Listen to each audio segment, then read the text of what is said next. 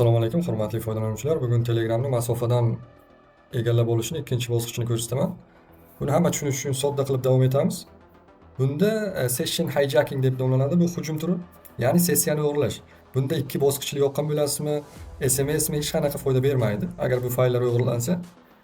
Shuning uchun keyin boshqa kompyuterga Telegramni ochishga keyin qattiqroq o'ylab ko'rasiz.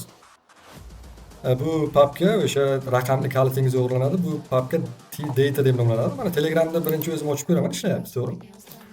Bundan chiqaman, endi o'ng tugmani bosaman. Расположение fayl bor. Mana shu Telegram ishlab turibdi, bizda hamma fayllar turibdi, to'g'rimi? Mana bizda T-Data degan papka bor. Mana shu yerda raqamli kalitingiz saqlanadi, mana. Ikki xil ko'rinishda. Tushunarlimi? Mana D bilan A bilan boshlanadigan. Endi qarang, yangi papka ochamiz. Bunda masalan hacker deb papka ochaylik.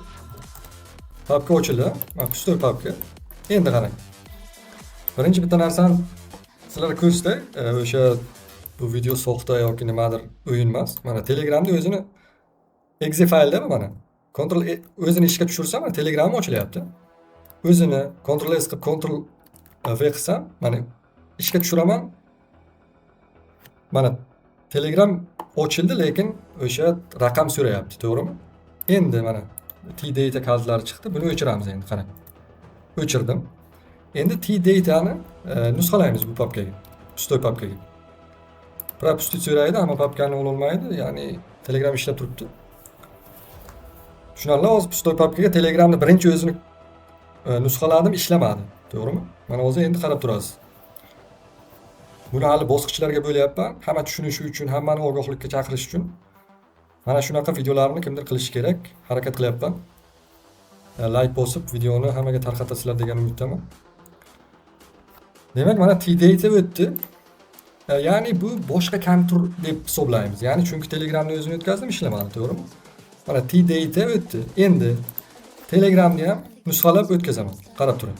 O'tdi. Endi qarang. Buni o'chiramiz. Buni ishga tushiramiz endi. Boya ochilmadi. Ko'ryapsiz? Mana. Barcha ma'lumotlarim ochildi.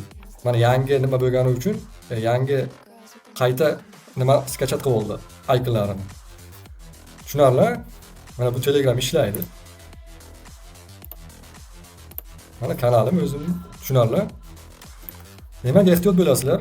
Ikki bosqichli, ya'ni device'da ham ko'rinmaydi bu narsa. Mana shunaqa o'tkazsa, agar boshqa kompyuterda ham masalan hozir mana shu T-Datani boshqa kompyuterimga o'tkazib Telegramda shunday ochsam, shunday ochilib ketadi. Buni sinab ko'rganman, shuning uchun ehtiyot bo'lasizlar. Barchaga rahmat. Bitta like bosing, xursand bo'lamiz. Katta rahmat, salomat bo'ling.